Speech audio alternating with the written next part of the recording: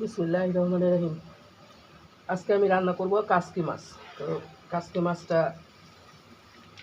এই যে মশলা, কাসকি মাছের পেঁয়াজটা একটু ডলে নিব। এখানে আছে হলদি, লবণ, আদা রসুন, কাঁচামরিচ কুচি,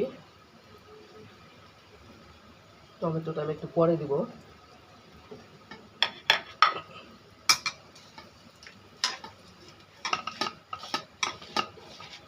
কাসকি মাছের পেঁয়াজ মরিচটা একটু ভালো করে চটকা নিলে ভালো হয়।